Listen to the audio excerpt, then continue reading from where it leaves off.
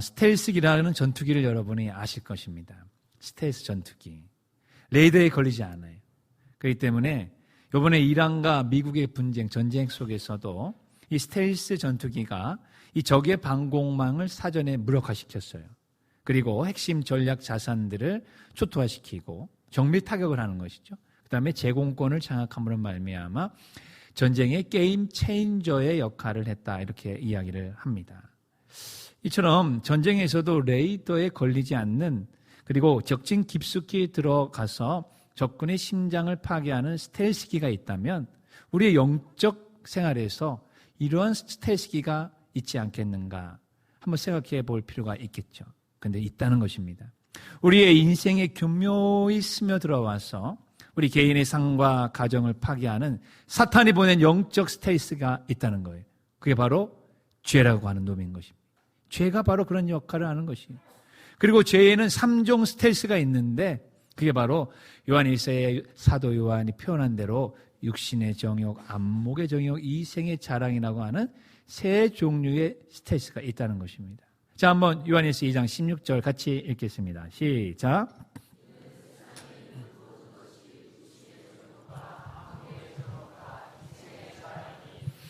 아버지께로부터 온 것이 아니요 세상으로부터 온 것이다. 그래서 이 죄라고 하는 것이 한 개인뿐만 아니라 가정과 공동체까지 영향을 미쳐서 관계를 파괴시킵니다. 또 살인도 하게 만들고 공동체를 나락으로 떨어뜨리게 만드는 주범이 바로 죄라고 하는 것이죠. 오늘 우리가 읽은 본문에는 바로 사탄이 보낸 이 영적 3종 스텔스기로 인하여서 성공적이고 행복한 인생에서 갑자기 추락한 한 사람이 나오게 됩니다. 바로 다윗이라고 하는 사람이고요.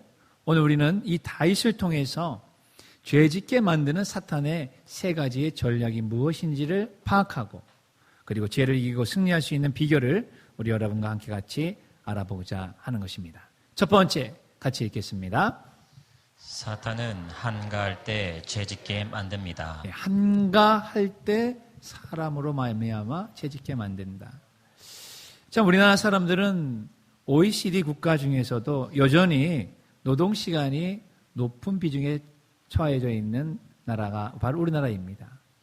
1846시간에서 1872시간을 1년에 노동을 한다, 이렇게 되어져 있습니다.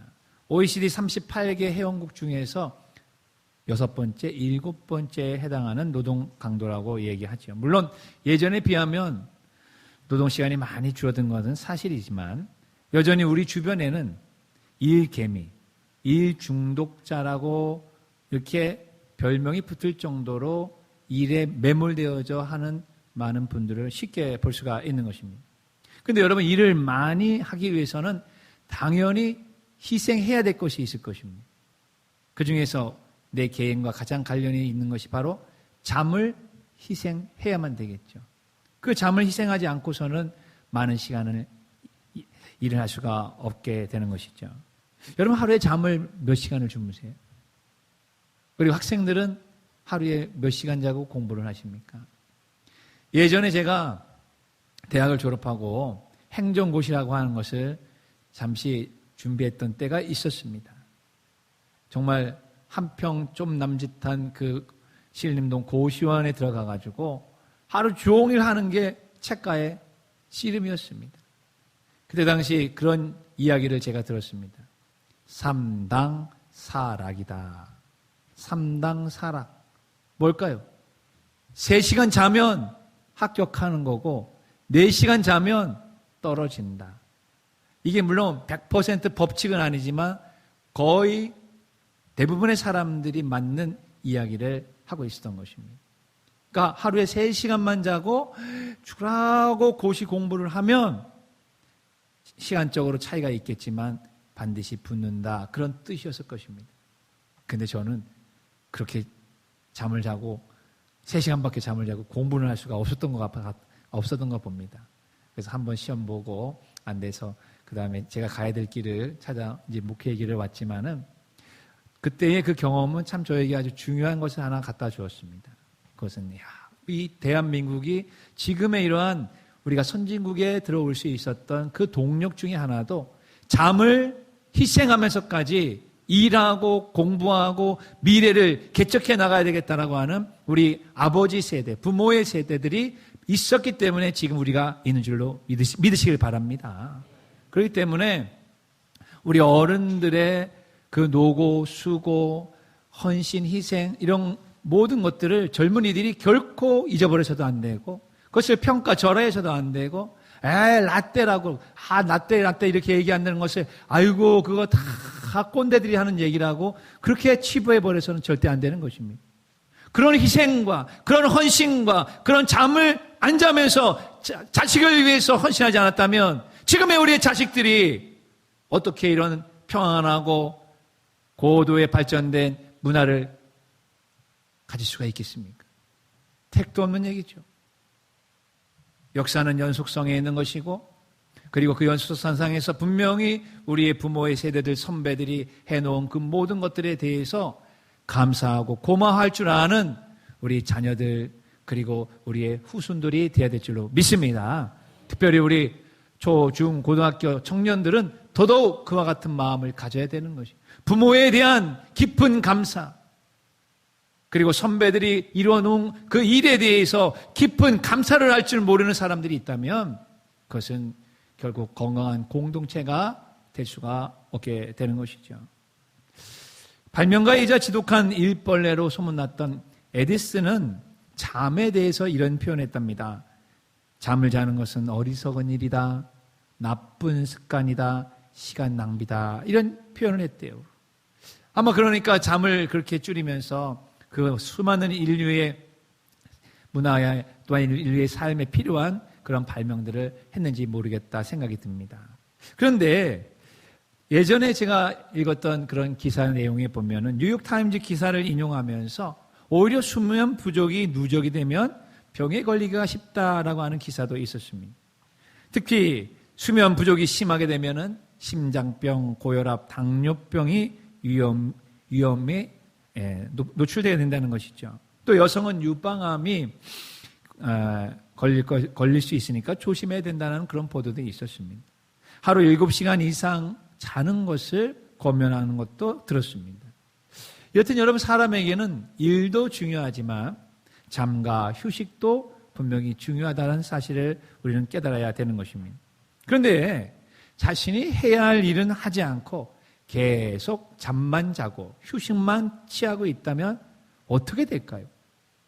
일 중독, 일 벌레도 참 문제이지만 한량같이 한가하게 매번 아무 일도 안 하고 무의도식하는 것도 더 큰 문제가 되지 않겠습니까? 어떤 문제가 생길까? 한가로움이 주는 단조로운 생활과 그로 인한 일상생활의 리듬과 약간의 긴장감마저도 사라지게 될 것입니다. 당연히 삶의 집중력은 분산이 되고 인생의 목적이 상실이 되어서 쉽게 죄에 노출되고 빠지기가 쉬워지는 것입니다. 그러면 성공은 실패로 변하고 오르막 인생은 내리막 인생으로 전환이 되는 것이고 행복한 가정은 불행한 가정으로 건강한 몸은 근심과 걱정으로 가득 찬 병든 몸으로 바뀌게 되는 것이죠. 그런데 오늘 본문에 바로 그런 사람이 나오고 있다는 것입니다. 다윗이 바로 그런 사람이었습니다. 다윗은 목동이었다가 왕이 된 사람입니다. 다윗은 비록 체구가 작았지만 그가 가지고 있던 믿음과 용기는 그 거대한 골리앗을 싸워 이길 수 있을 정도보다 더 컸었습니다. 다윗은 세상 사람들이 아는 방법을 따르지 않고 오직 하나님을 경외하며 실천하는 철저한 신앙인이었습니다. 적어도 사무엘하 10장까지는 그런 다윗의 모습이 나오고 있는 것입니다. 사무엘하 10장까지 다윗은 하나님과 사람들에게 인정받았습니다. 성공적인 인생과 행복한 가정을 꾸렸습니다. 그의 인생은 계속 오르막 인생으로 하는 일마다 형통하였다고 성경은 기록하고 있습니다. 사무엘상 18장 14절 보면 다윗이 그의 모든 일을 지혜롭게 행하니라. 여호와께서 그와 함께 계셨다라고 이야기합니다. 그런데 사무엘하 11장에 들어오면서 그의 개인, 그의 가정, 그의 왕국에 문제가 생기기 시작했던 것입니다. 그 문제의 발단은 다름 아닌 간음죄라고 하는 것에서부터 시작이 되었습니다. 그의 가장 충신이었던 그의 충신인 우리아라고 하는 아내와 간음죄, 간통죄를 범함으로 말미암아 거기서부터 사단이 나기 시작하게 된 것이었습니다. 사실 우리 현대인들에게 있어서 이 간음죄, 간통죄라고 하는 이 단어는 더 이상 죄라고 하는 경각심을 주는 것을 이제는 별로 효과가 없습니다. 무슨 말씀이냐 하면 우리나라는 2015년 2월 26일 헌법재판소 7명 중에 헌법재판관들 7대2의 의견으로 간통죄가 공식적으로 폐지가 되었기 때문에 그렇습니다. 더 이상 우리나라에서 뭐 간통죄다, 간음죄다 이것이 그게 뭐 형사법적으로는 더 이상 처벌을 받지 않게 되니까 많은 사람들에게 경각심을 갖게 하는 그런 효과가 떨어진 것만은 사실일 것입니다. 그렇다고 해서 여러분 간통이나 외도가 민법상의 여전히 불법행위라는 사실은 꼭 기억을 해야 된다 하는 것이죠. 5월은 가정의 달이라고 합니다. 그런데 이런 가정의 달이라고 해서 5월 달에 가정법원에 이혼하는 커플들이 한 커플도 없을까요?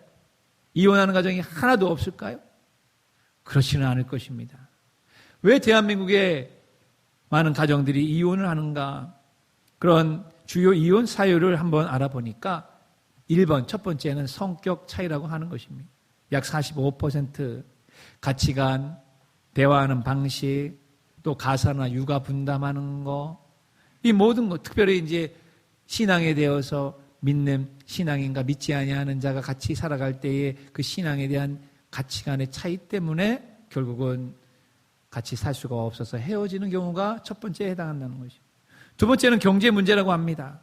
실직과 또한 소비 습관의 차이, 과도한 채무로 인하여서 갈등이 생기니까 그만 헤어지게 된다는 것이죠. 세 번째가 배우자의 부정행위라고 합니다. 약 7에서 10%라고 하는데 외도와 불륜이 바로 거기에 해당이 되겠죠. 부부간의 신뢰와 믿음이 깨진 결과인 것입니다. 그런데 재판상 이혼 소송으로 갈 경우에 있어서 실질적으로 이혼에 가장 큰 비중을 두는 것은 1번, 2번 성격 차이 경제가 아니라 바로 배우자의 부정행위라고 하는 것이 나타나고 있다는 것입니다. 4위는 가족 간의 불화라고 하는 것이죠. 시댁과 처가에서의 갈등, 고부 간의 갈등 이런 것들에 이혼 사유가 되고, 다섯 번째는 정신적, 육체적인 학대, 폭언, 폭행 이런 것들도 부당한 대우 이런 것들이 있다는 것입니다. 5월 가정의 달, 그중에서 우리가 마지막 주일을 맞이하면서 오늘 가정을 가장 많이 파괴시키고 있는 주범이 바로 외도와 불륜이라고 하는 사실을 다시 한번 알게 되는 것입니다. 그런데 이런 나쁜 마음이 성군 다윗에게도 생겼다는 것입니다. 아니, 오늘날 평범한 우리 한 사람 한 남자 여자에게도 능히 생겨날 수 있는 마음이 바로 그런 마음이라고 하는 것이죠. 하지만 다윗은 처음부터 그랬을까요? 아니, 평범한 사람도 처음부터 그랬을까요? 절대 아닙니다. 그렇지 않습니다. 다윗은 그가 왕이 되기까지 수많은 전쟁을 치러야만 했습니다. 자신과 부하들이 생명이 왔다 하는 전쟁터에서 그는 한가하게 여인에 대한 생각을 할 겨를이 없었어요. 죽느냐 사느냐 하는 그 문제에서 무슨 돈, 여자, 그 다음에 무슨 취미 그런 걸 생각할 겨를이 누가 있겠습니까? 오직 살아야 된다. 오직 생존해야 된다. 전쟁터는 그런 것입니다. 사사로운 연애나 이성교제에 대해서 신경을 쓸 수가 없었습니다. 그 결과 하나님께서 그의 모든 대적들을 무찌르게 하시고 그에게 평안한 삶을 허락하여 주셨습니다. 사무엘하 7장 1절을 한번 같이 읽겠습니다. 여호와께서 주위의 모든 원수를 무찔사 왕으로 궁에 평안히 살게 하신 때에, 여러분, 하나님께서 우리에게 은혜를 주시고 복을 주셔서 가난할 때 그것을 가난을 탈피하고 부하게 하셨고, 병들었을 때 그 병을 고쳐주셔서 건강하게 하셨고, 우리가 없고 무가치한 삶을 살아갈 때에 우리를 존귀하게 만들어 주셨다면 그것이 은혜요 축복이 아니겠습니까? 반드시 여러분 그거 아멘 하실 것입니다. 그런데 그렇게 하고 난 다음이 문제가 되는 것입니다. 은혜와 복을 받고 난 다음에, 하나님이 베푸시는 그 은총을 받고 난 다음에 인간은 꼭 그 다음 단계, 가지 말아야 될 단계로 가는 습성이 있다는 것입니다. 다윗은 이제 더 이상 피비린내 나는 전쟁터를 잊어버렸습니다. 왕궁에서 자신의 육체를 편안하게 만들게 되어져 있었습니다. 하루, 이틀, 한 달, 시간이 지나면 지날수록 다윗은 한가로워졌습니다. 그동안 못 잤던 잠도 실컷 잤습니다. 특히 중동은 오후 시간이 너무 뜨겁습니다. 그렇기 때문에 오침이 아예 있습니다. 그러니 오후에 들어가 잠을 자고 눈을 뜨고 나왔습니다. 매일 그렇게 한가하게 지내는 어느 날 드디어 문제가 생겨버린 것입니다. 사무엘하 11장 1절과 2절은 바로 그 문제의 발단이 어디에서 있는지를 우리에게 가르쳐주는 것입니다. 같이 읽겠습니다. 그 해가 돌아와 왕들이 출전할 때가 되매 다윗이 요압과 그에게 있는 그의 부하들과 온 이스라엘 군대를 보내니 그들이 암몬 자손을 멸하고 라빠를 에워쌌고 다윗은 예루살렘에 그대로 있더라. 저녁 때에 다윗이 그의 침상에서 일어나 왕궁 옥상에서 거닐다가 그곳에서 보니 한 여인이 목욕을 하는데 심히 아름다워 보이는지라. 우리는 이 두 구절에서 다윗의 생활이 얼마나 한가로웠는지를 엿볼 수가 있는 것입니다.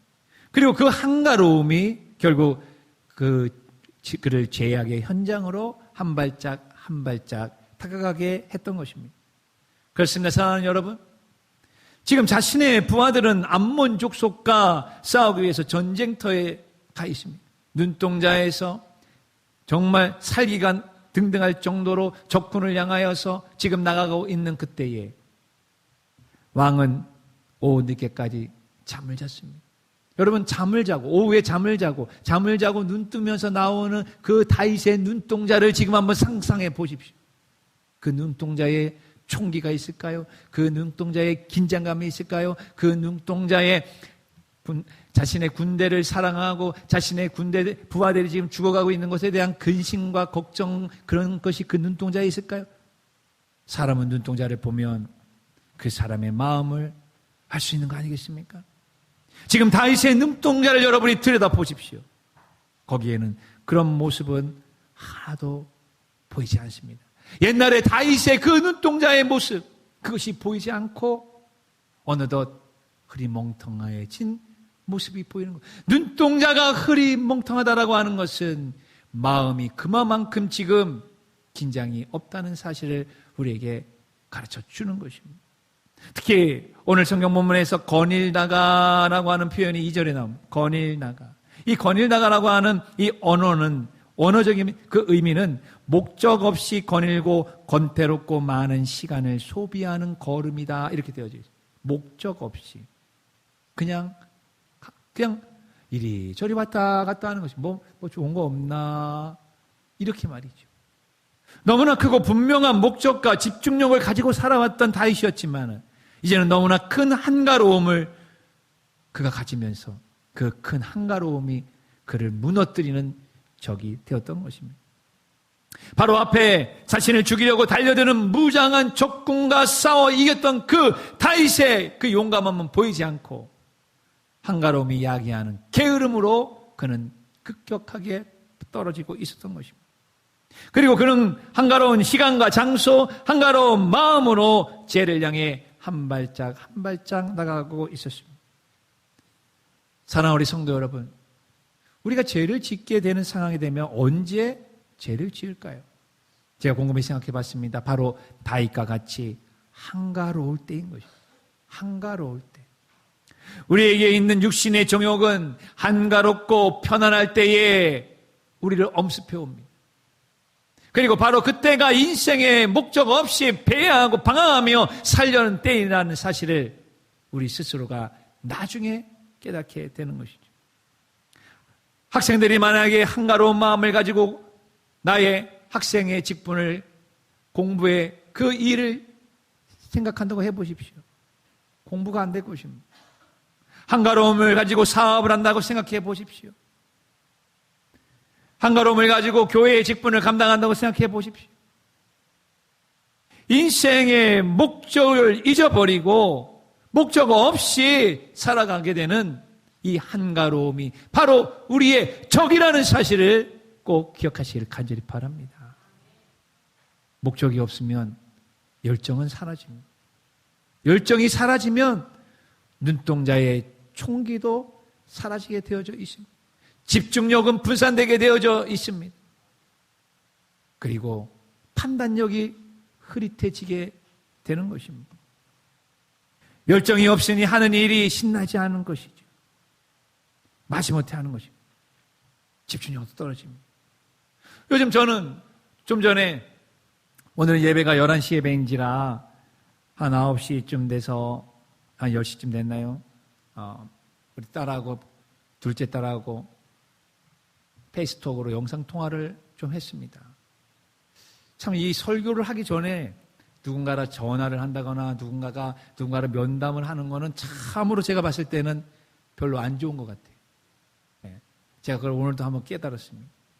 왜냐하면 우리 둘째가 지금 이제 그 일을 하면서 3년이 지나는 동안에 힘들고 공고하고 자기의 뜻대로 안 되고 뭐 이러니까 그냥 애가 그냥 침울해 있는 거예요.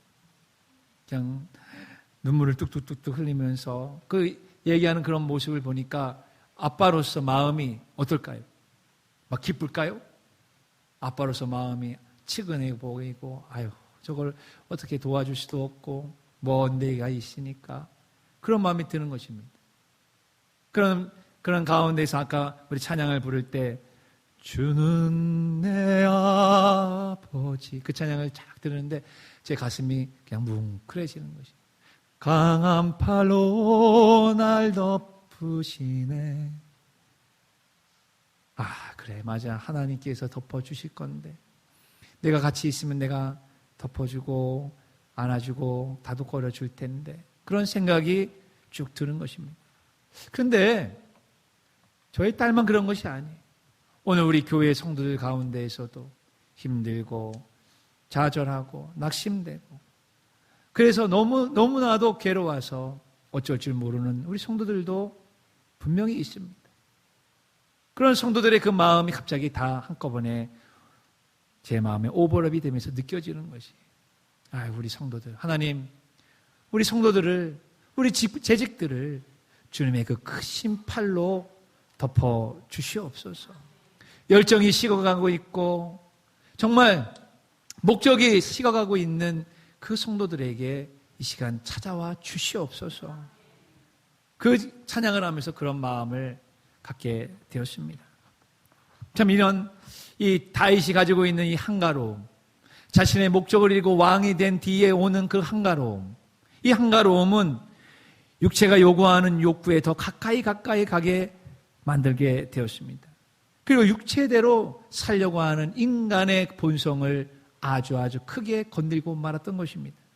사랑하는 성도 여러분, 우리가 육신대로 살면 어떻게 될까요? 육신의 생각과 육신의 생각 또 육신의 마음대로 살면 어떻게 될까? 성경은 로마서 8장 13절 14절에 분명히 이야기하고 있습니다. 읽습니다. 시작.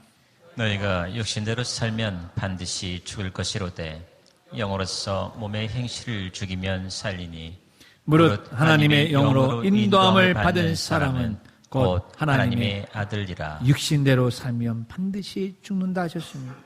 로마서 8장 5절 6절 보면 육신을 따르는 자는 육신의 일을 영을 따르는 자는 영의 일을 생각하나니 육신의 생각은 사망이요 영의 생각은 생명과 평안이요. 왜 나는 일주일 내내 내 마음에 평안이 없을까요?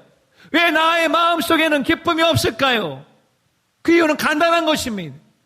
영의 생각을 하지 아니하고 육신의 생각에만 계속해서 매몰되어져 있기 때문에 내 영혼의 평강과 기쁨과 은혜가 멈추게 된 것인 것입니다. 깨달으시기를 간절히 축원합니다. 깨달음이 있을 때에 하늘에서 주시는 주의 평강과 은혜가 우리 안에 넘치게 될 수가 있다는 것이에요. 우리는 한가로울 때 육신의 정욕에 빠져 죄를 짓지 않도록 주의해야 될 것입니다. 안일한 생각과 안일한 행동은 목적 없는 삶으로 우리를 인도합니다. 맹목적인 생각과 행동은 자신과 가정을 파멸의 길로 이끄는 주범이 되는 것입니다. 우리의 인생이 분명한 목적의식과 소명의식을 가지고 지금 하는 일에 집중할 때에 죄에 빠지지 않습니다. 성공할 수 있습니다. 하나님께서 주시는 은혜와 복을 누릴 수 있습니다. 그러나 그렇지 않으면 누구나 다윗의 전철을 밟게 되는 것입니다. 어떤 특정한 사람이 있는 게 아닙니다. 누구나 평범한 사람도 다윗의 전철을 따라가는 것입니다. 만약 여러분 중에 누군가 나는 맹목적으로 사랑하고 싶고 맹목적인 행동을 옮기고 싶은 사람이 있을 수 있을 것입니다. 그런 사람에게 정말 희소식을 알려줄까요? 그렇게 할 수 있는 대상과 방법이 있다는 것입니다. 맹목적으로 사랑하고 맹목적으로 행동할 수 있는 그런 놀라운 대상과 방법이 있다는 것. 영국의 소설가인 로렌스가 이렇게 얘기를 합니다. 자, 어떤 이야기가 한번 읽어보겠습니다. 시작.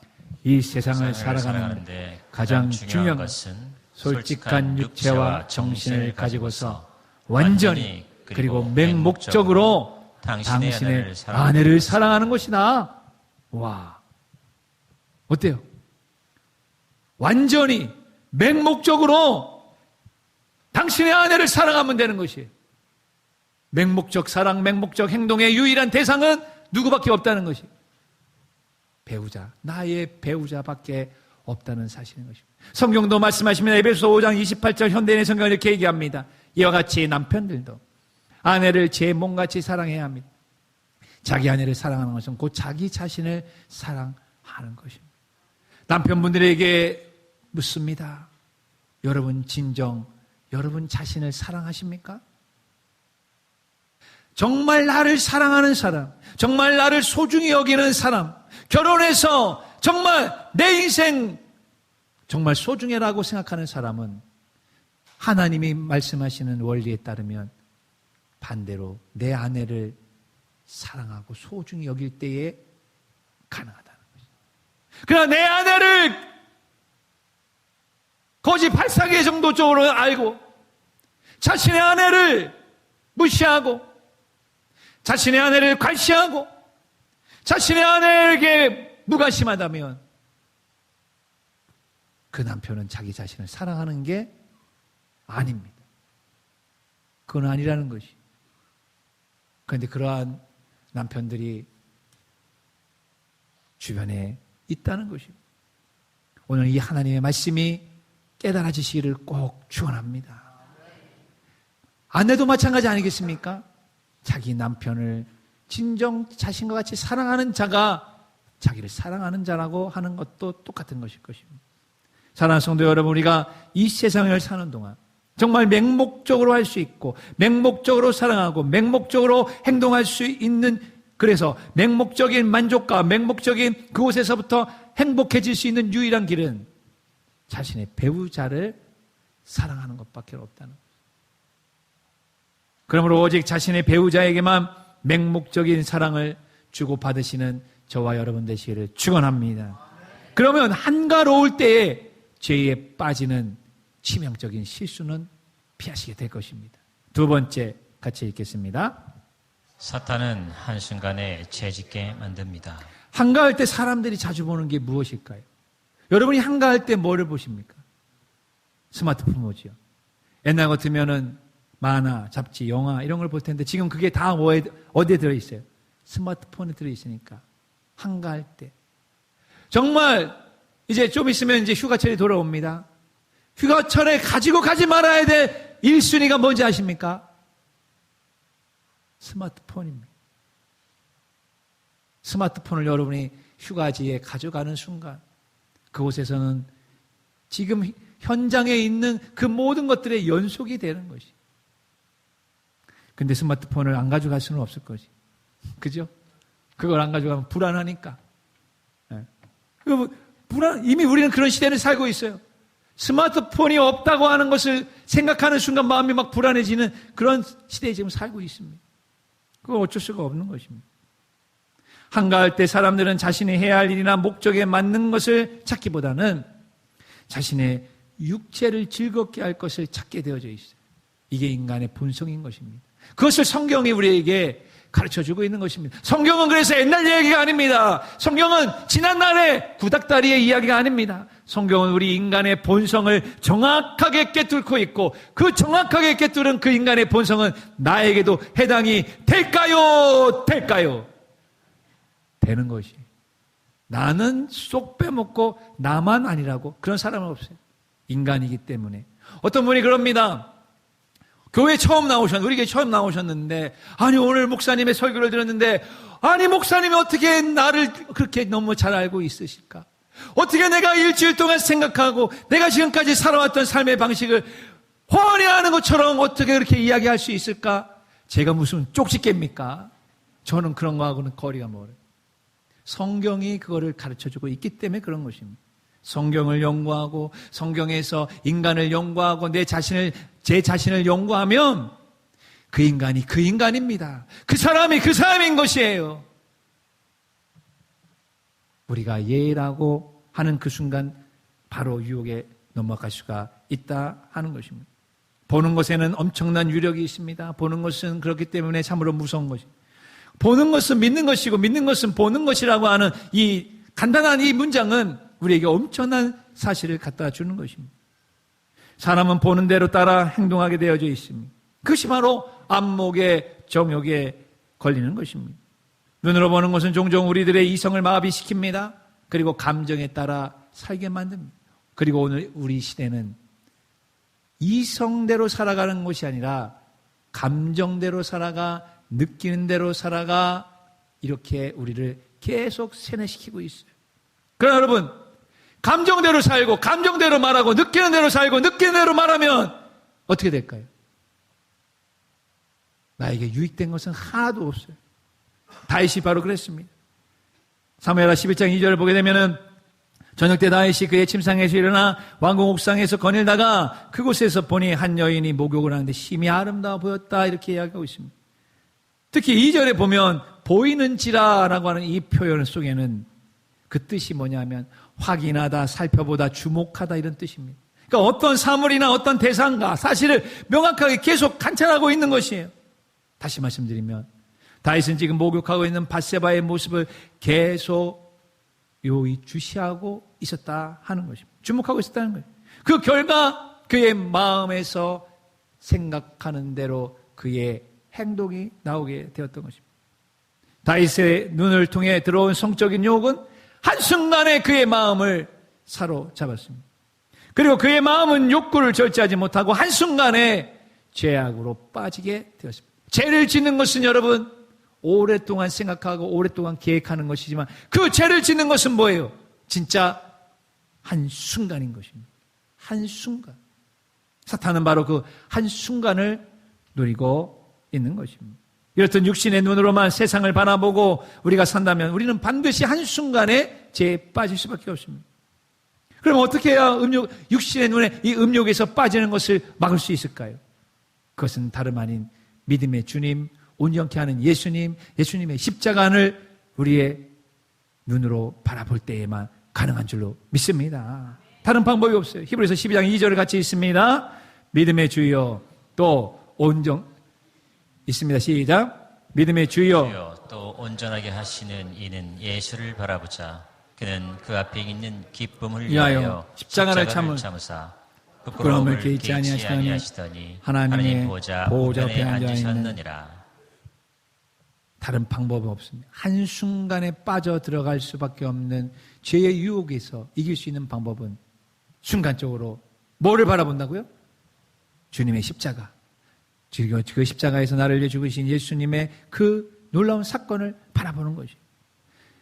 사람은 누구나 한순간에 죄에 빠질 수 있는 연약한 존재임은 분명한 것입니다.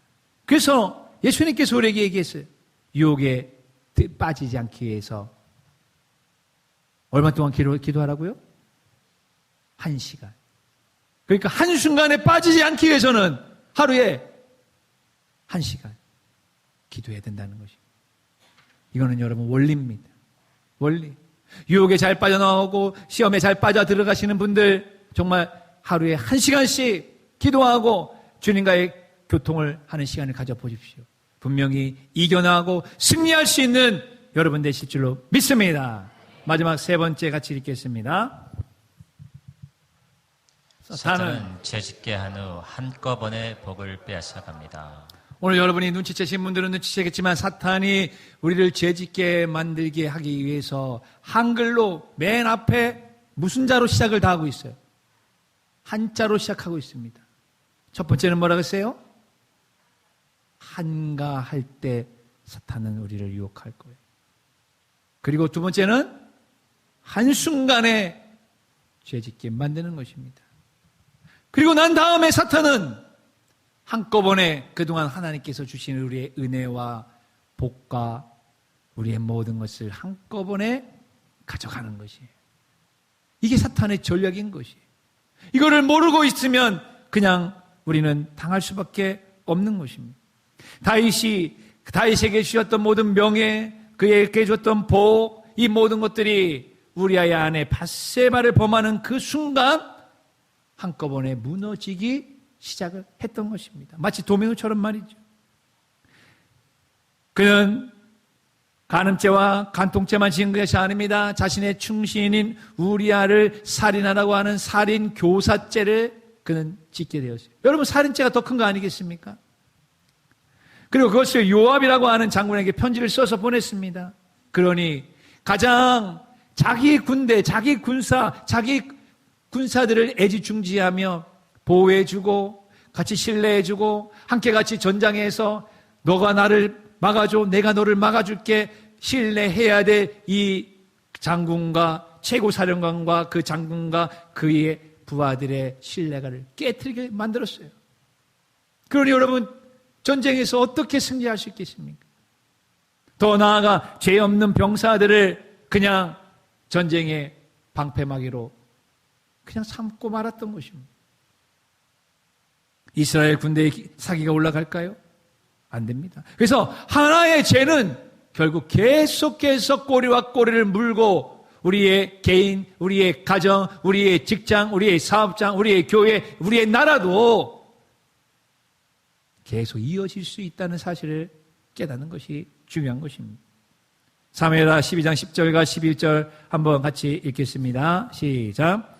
이제 내가 늘 업신여기고 햇사람 우리아의 아내를 빼앗아 내 아내로 삼았은즉 칼이 내 집에서 영원토록 떠나지 아니하리라 하셨고 여호와께서 또 이와 같이 이르시기를 보라 내가 너와 내 집에 재앙을 일으키고 내가 내 눈앞에서 내 아내를 빼앗아 내 이웃들에게 주리니 그 사람들이 내 아내들과 더불어 백주에 동참하리라. 즉 다윗의 가정에 살인과 간음이 끊이지 않게 하시겠다는 심판의 메시지가 그 뒤를 이어지고 있는 것입니다.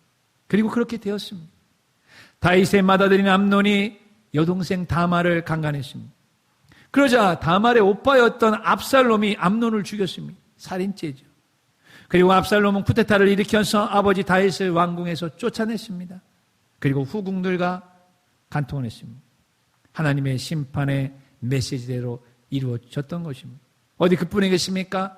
통일 왕국이었던 이스라엘이 남왕국 유다와 북왕국 이스라엘로 분열이 되고 쪼개지는 아픔도 겪어야 된 것입니다.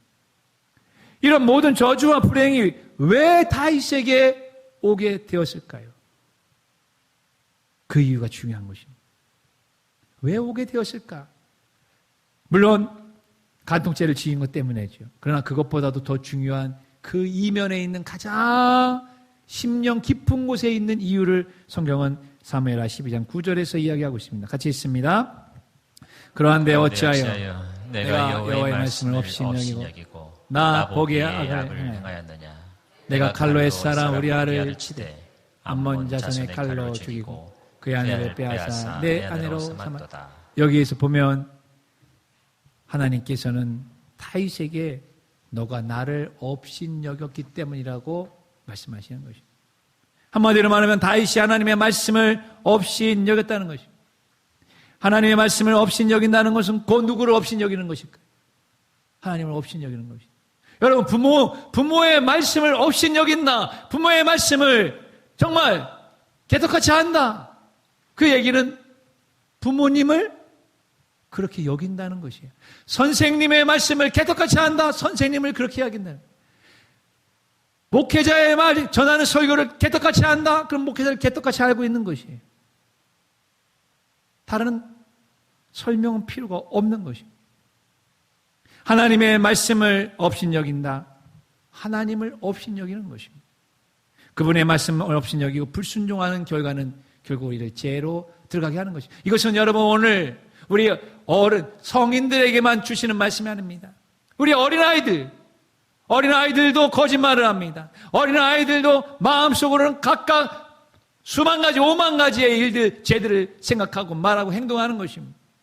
우리 모두에게, 저를 포함한 우리 모두에게 이 말씀을 주고 계시는 것입니다. 하나님의 말씀을 업신여길 때 그 어떤 누구도 이 죄악에서 벗어날 길이 없다는 것입니다. 출애굽기 20장 17절에 보게 되면은 하나님께서 십계명으로 주시는 맨 마지막 계명의 말씀을 우리에게 주십니다. 같이 읽습니다. 내 이웃의 집을 탐내지 말라. 내 이웃의 아내나 그의 남종이나 그의 여종이나 그의 소나 그의 낙이나 물은 내 이웃의 소유를 탐내지 말라. 하나님의 명령, 하나님의 기준이 사라진 눈과 마음에는 오직 탐욕과 정욕만이 남게 되는 것입니다. 탐욕과 정욕으로 잉태된 죄는 성장해서 어떻게 될까요? 욕심이 잉태한 즉 죄를 낳고 죄가 장성한 즉 사망을 낳느니라. 사망에 이르게 되느니라. 이거는 법칙인 것입니다. 법칙이라고 하는 것은 장소, 시간, 대상과는 상관이 없이 그대로 된다는 것이에요.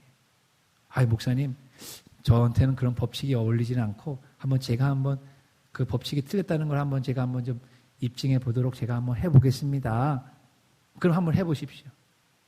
욕심이 잉태한 즉 죄를 낳고 죄가 장성한 즉 사망을 낳는 이 법칙이 나에게는 해당이 안 된다고 생각을 해가지고 다윗과 같이 한번 해보시기를 축원합니다. 이렇게 만들겠죠.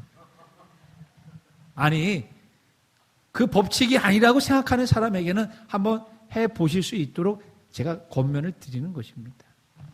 사랑하는 성도 여러분, 잊지 마십시오. 이것은 영적인 법칙인 것입니다. 이 우주의 만유의 법칙이 있듯이, 중력의 법칙이 있듯이, 영적인 법칙은 욕심이 잉태하면 죄를 낳고 죄가 장성하면 사망에 이르게 되는 것이 영적인 법칙입니다. 그러므로 우리는 반드시 죄를 철저히 피해야 될 것이고 하나님의 말씀을 우리의 입, 우리의 눈, 우리의 마음에 두어야만 피해갈 수가 있게 되는 것입니다. 시편 119편 11절 읽고 말씀을 정리합니다. 내가 주께 범죄하지 아니하려 하여 주의 말씀을 내 마음에 두었나이다. 사탄은 오늘도 우리가 전혀 인식할 수 없는 영적 스텔스기를 우리에게 보냅니다. 육신의 정욕, 안목의 정욕, 이생의 정욕이라고 하는 이 세 종류의 스텔스기를 우리에게 보내서 우리로 교묘하게 우리의 모든 마음과 우리의 긴장감, 집중력을 파괴시키고 우리의 육신이 원하는 대로 살게끔 계속해서 만들어가게 된다 하는 것입니다. 그 중에 첫 번째가 한가할 때 조심하시기를 간절히 바랍니다. 여러분이 바쁘고 집중하고 있고 일에 바쁘고 일에 미쳐 있고 이럴 때는 여러분 범죄할 그런 생각이 안 들 거예요. 그건 한가할 때 사탄은 여러분 공격합니다. 또 한순간에 우리를 죄에 빠지게 공격한다는 사실 잊지 마시고 그렇게 해서 한순간에 빠지는 순간 어떻게 해요? 우리에게 주신 모든 은혜와 복은 한꺼번에 다 물거품으로 될 수 있다는 사실을 꼭 깨달으시기를 주의 이름으로 축원합니다.